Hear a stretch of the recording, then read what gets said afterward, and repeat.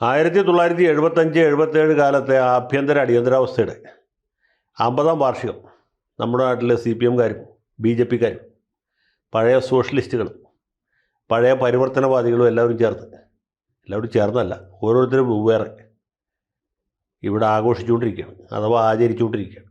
ആഘോഷിക്കുന്നു എന്ന് പറയുന്ന കൂടുതൽ ശരി. കാരണം ഇത് വലിയൊരു ആഘോഷമായിട്ട് നടത്തിക്കൊണ്ടിരിക്കുകയാണ്. പ്രത്യേകിച്ച് BJP-കാർ ഇത് വലിയ ഒരു ദേശീയ ആഘോഷമായി അടിയന്തരാവസ്ഥ കാലത്ത് നടന്ന വമ്പിച്ച ജനാധിപത്യ ധ്വംസനം, മനുഷ്യാവകാശ ലംഘനം എന്നൊക്കെ പറഞ്ഞ് ഇപ്പോഴത്തെ പുതിയ തലമുറയിൽപ്പെട്ട ചെറുപ്പക്കാരെയും കുട്ടികളെയൊക്കെ ബോധവൽക്കരിക്കാൻ ശ്രമിച്ചുകൊണ്ടിരിക്കുകയാണ്. ഇന്ദിരാഗാന്ധി വലിയ തോതിലുള്ള മനുഷ്യാവകാശ ലംഘനങ്ങൾ നടത്തി. തുർക്കമാൻ ഗേറ്റിൽ നിർബന്ധിത വന്ധ്യകരണം നടത്തി. പിന്നെ ചേരികൾ ഇടിച്ചു നിരത്തി. പ്രതിപക്ഷ നേതാക്കളെ ജയിലിലടച്ചു. ജോർജ് ഫെർണാണ്ടസിനെ കൈക്കും കാലിനും ചങ്ങലയിട്ട് തിഹാർ ജയിലിലടച്ചു. രാജൻ എന്നു പേരുള്ള ഒരു എഞ്ചിനീയറിംഗ് വിദ്യാർത്ഥിയെ നമ്മുടെ കോഴിക്കോട്ട് ഉരുട്ടലിന് വിധേയനാക്കി ആ ചെറുപ്പക്കാരൻ മരിച്ചുപോയി. അങ്ങനെ ഒരുപാട് കാര്യങ്ങൾ അവർ ആവർത്തിച്ച് പറഞ്ഞുകൊണ്ടേയിരിക്കുകയാണ്. ഇതെല്ലാം ഉണ്ടായത് തന്നെയാണ്, ഉണ്ടാകത്തൊന്നുമല്ല. ഈ അടിയന്തരാവസ്ഥയുമായി ബന്ധപ്പെട്ട് വളരെ സീരിയസ് ആയിട്ടുള്ള, വളരെ ഭയാനകമായിട്ടുള്ള പല ഓർമ്മകളും പങ്കുവെക്കപ്പെട്ടുകൊണ്ടിരിക്കുന്ന ഈ കാലത്ത് അങ്ങനെ അല്ലാത്ത ചില ഓർമ്മകളാണ് ഇവിടെ പങ്കുവെക്കാൻ ഞാൻ ഉദ്ദേശിക്കുന്നത്. കേരളത്തെ സംബന്ധിച്ചിടത്തോളം 1975 ജൂൺ 25-ാം തീയതി രാത്രി അടിയന്തരാവസ്ഥ പ്രഖ്യാപിച്ചു. 25 രാത്രിയും 26 പകലുമായിട്ട് പ്രധാനപ്പെട്ട നേതാക്കന്മാരെയൊക്കെ അറസ്റ്റ് ചെയ്തു. അതുകൊണ്ട് പ്രത്യേകിച്ച് ഇവിടെ വലിയ ഭൂകമ്പമൊന്നും സംഭവിച്ചില്ല. കേരളത്തിൽ പതിവ് പോലെ സൂര്യൻ ഉദിക്കുകയും പതിവ് പോലെ സൂര്യൻ അസ്തമിക്കുകയും രാത്രിയിൽ ഇരുട്ട് പരക്കുകയും ഒക്കെ ചെയ്തു.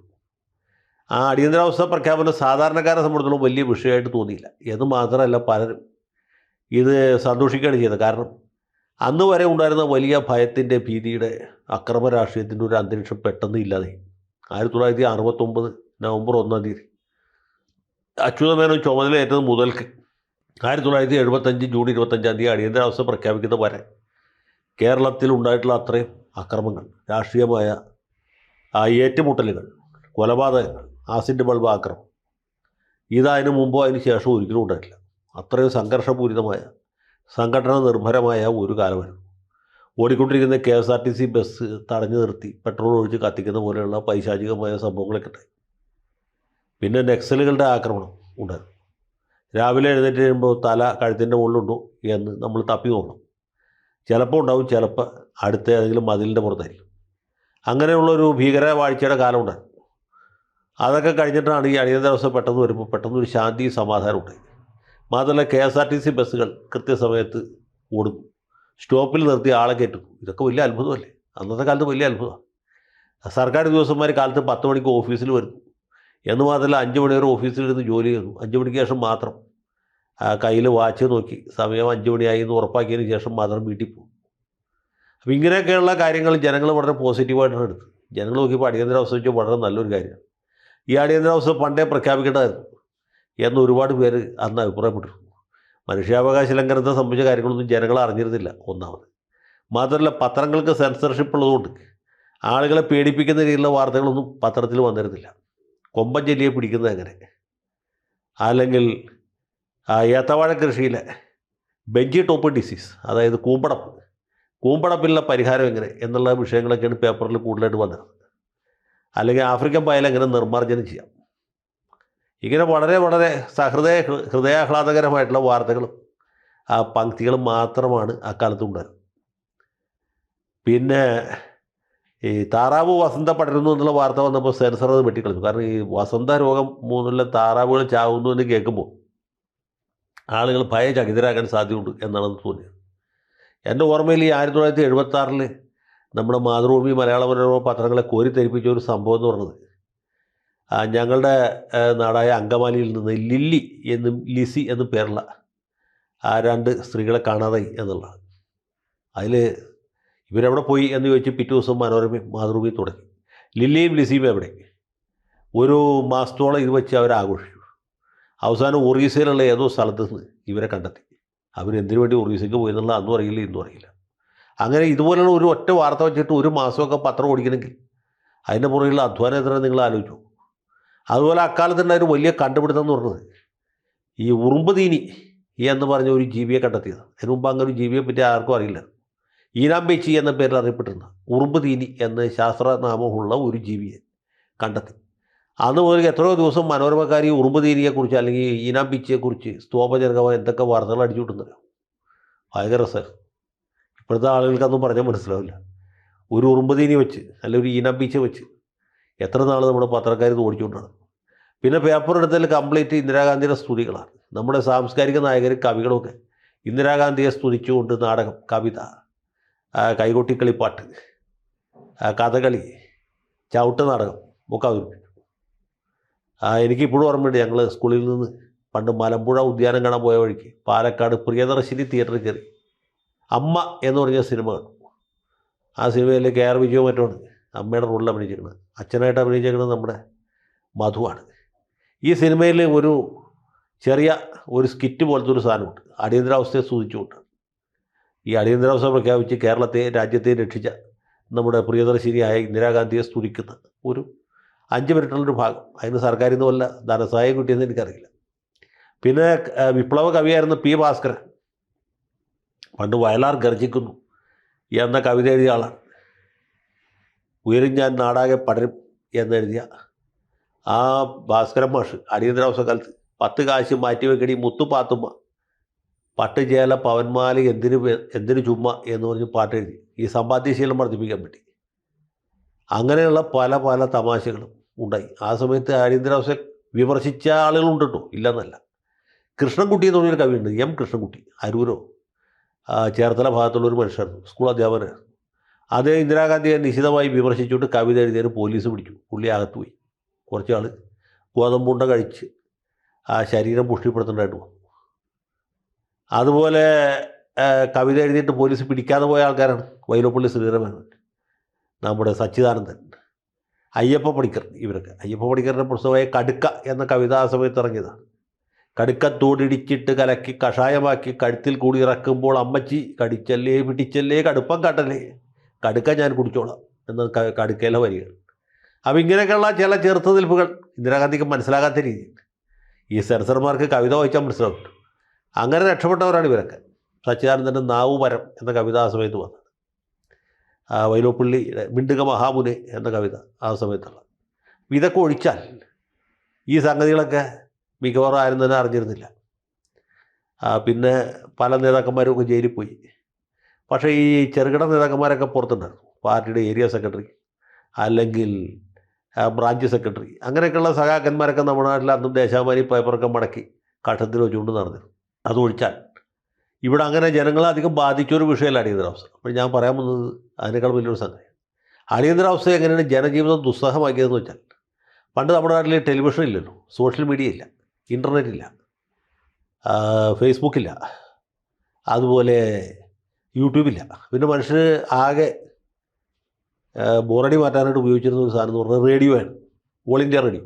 ഓൾ ഇന്ത്യ റേഡിയോ അതിന് മുമ്പ് തന്നെ ഇന്ദിരാഗാന്ധിയുടെ സ്തുതിഗീതങ്ങൾ മാത്രമായിരുന്നു. അടിയന്തരാവസ്ഥയ്ക്ക് മുമ്പ് തന്നെ ഓൾ ഇന്ത്യ റേഡിയോയുടെ പേര് ഓൾ ഇന്ദിരാ റേഡിയോ എന്നാക്കിയിരുന്നു. അപ്പോൾ ഈ ഓൾ ഇന്ദിരാ റേഡിയോയിൽ അടിയന്തരാവസ്ഥ കൂടി പ്രഖ്യാപിച്ചുകൂടി ഒരു രക്ഷയില്ലാത്ത അവസ്ഥ.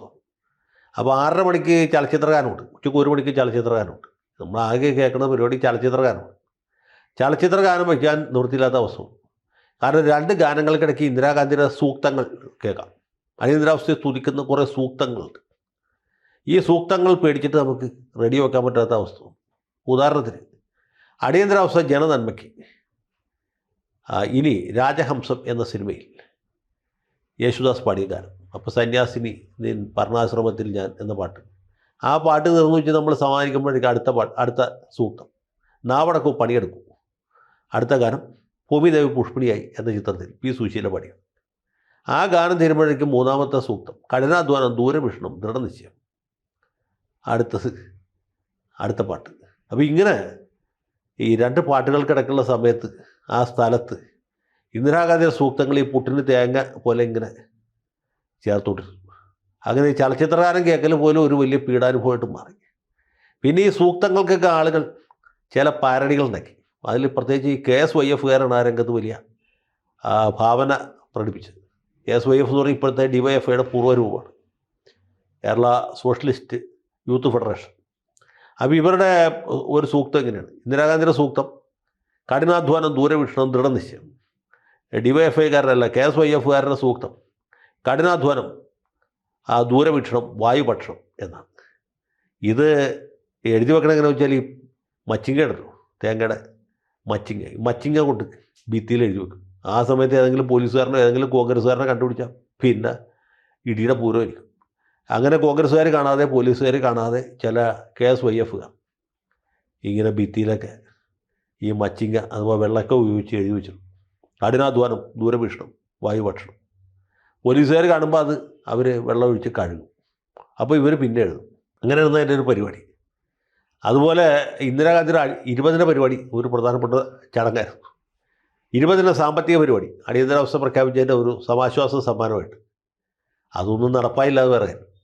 20 പരിപാടിയുടെ പുറകെ സഞ്ജയ് ഗാന്ധിയുടെ 5 പരിപാടി വെച്ചാൽ കൺസ്ട്രക്റ്റീവായിട്ടുള്ള കാര്യങ്ങളാണ്. ഉദാഹരണത്തിന് ഈ കുടുംബാസൂത്രണം, അതിൻ്റെ ഭാഗമായിട്ടാണ് തുർക്കമാൻ ഗേറ്റിലൊക്കെ ആളുകളെ പിടിച്ച് ബന്ധീകരിച്ചത്. കുടുംബാസൂത്രണമായിരുന്നു ഒരു ഇനം. പിന്നെ വനവൽക്കരണം, മണ്ണൊലിപ്പ് തടയാൻ വേണ്ടിയിട്ട്, ഭൂമിയുടെ പച്ചപ്പ് നിലനിർത്താൻ വേണ്ടി. സംഗതിയൊക്കെ നല്ല ഐഡിയ ആയിരുന്നു. പക്ഷേ ഇത് നടപ്പാക്കിയത് സഞ്ജയ് ഗാന്ധി പുള്ളിയുടെ വാനരവൃന്ദമായതുകൊണ്ട് വലിയ ചീത്തപ്പേരായിരുന്നു വന്നു. അപ്പോൾ ഈ പരിപാടി നടക്കുന്ന കാലത്ത് മാർക്സിസ്റ്റുകാർ ഭിത്തിയിൽ എഴുതി വെച്ച് സഞ്ജയ് ഗാന്ധിയുടെ പുതിയ സിദ്ധാന്തം വൃക്ഷം നട്ട് വൃഷണം മുറിക്കുക എന്നാണ്. വൃക്ഷം നടുന്ന് വെച്ചാൽ വനവൽക്കരണം, വൃഷണം മുറിക്കുക എന്ന് വെച്ചാൽ കുടുംബാസൂത്രണം. ഇങ്ങനെയൊക്കെയാണ് ജനങ്ങളിലേക്ക് ഈ അടിയന്തരാവസ്ഥയ്ക്കെതിരായിട്ടുള്ള ആശയങ്ങൾ എത്തിച്ചത്. പിന്നെ അടിയന്തരാവസ്ഥ കഴിഞ്ഞ് തെരഞ്ഞെടുപ്പ് പ്രഖ്യാപിച്ചപ്പോൾ അടിയന്തരാവസ്ഥ അറബിക്കടലിൽ എന്ന മുദ്രാവാക്യം ശക്തമായിട്ട് വന്നു. പിന്നെ ആ തെരഞ്ഞെടുപ്പിൽ EMS ഒരുപാടാണ് CPM നയിച്ചത്. അപ്പോൾ 57 EMS, 67 EMS, 77 EMS എന്ന മുദ്രാവാക്യം വന്നു. പിന്നെ ജനതാ പാർട്ടി രൂപീകരിച്ചതിന് ശേഷമുള്ള ആദ്യത്തെ തെരഞ്ഞെടുപ്പ്. അപ്പോഴത്തെ ഒരു മുദ്രാവാക്യം ജനത ജയിക്കും, ജനത ഭരിക്കും, ജനാധിപത്യം സംരക്ഷിക്കും എന്നായിരുന്നു. ജനത ജയിക്കുകയും ചെയ്തു, ഭരിക്കുകയും ചെയ്തു. ജനാധിപത്യത്തിന് എന്ത് സംഭവിച്ചു എന്നുള്ള വേറെ ചോദ്യമാണ്. ഏതായാലും ഇങ്ങനെയൊക്കെ ചില മുദ്രാവാക്യങ്ങൾ ആ കാലത്ത് ഉണ്ടായിരുന്നു. പക്ഷേ ഏറ്റവും ദുഃഖകരമായിട്ടുള്ള കാര്യം ഈ ചലച്ചിത്ര ഗാനത്തിനിടയ്ക്ക് ഇന്ദിരാഗാന്ധിയുടെ സൂക്തം കയറ്റിയതാണ്. അങ്ങനെ രസകരവും കൗതുകരമായിട്ടുള്ള ചില കാര്യങ്ങളും അടിയന്തരാവസ്ഥ കാലത്ത് സംഭവിച്ചു. പക്ഷേ പ്രധാനമായിട്ട് നടന്നത് മനുഷ്യാവകാശ ലംഘനവും, സുപ്രീം കോടതിയുടെ അധികാരങ്ങൾ ചുരുക്കിയതും, പ്രതിപക്ഷ നേതാക്കളെ ജയിലിലടച്ചതും, സ്നേഹലത റെഡ്ഡി ശ്വാസം കിട്ടാതെ മരിച്ചതും, രാജൻ കക്കയം ക്യാമ്പിലെ പീഡനത്തിൽ പിടഞ്ഞ് മരിച്ചതൊക്കെയാണ്. അപ്പോൾ ഇത് ഞാൻ പറഞ്ഞതെന്ന് വെച്ചാൽ, ഏത് ദുഃഖകരമായ സംഭവത്തിനിടയ്ക്ക് ഇതുപോലെ ഓർത്തോർത്ത് ചിരിക്കാനുള്ള ചില സംഭവങ്ങളുണ്ടാവും എന്ന് നിങ്ങളെ ഓർമ്മിപ്പിക്കാൻ വേണ്ടി മാത്രമാണ്. എല്ലാവർക്കും നന്ദി.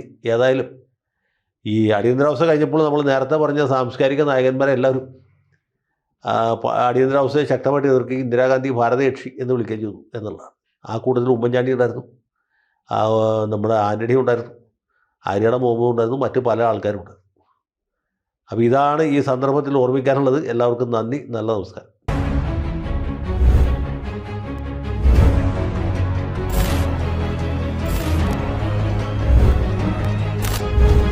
കൂടുതൽ വാർത്തകളും വിശേഷങ്ങളും നിങ്ങളിലേക്ക് എത്താൻ ABC മലയാളം സബ്സ്ക്രൈബ് ചെയ്യുക, ബെൽ ബട്ടണും അമർത്തുക.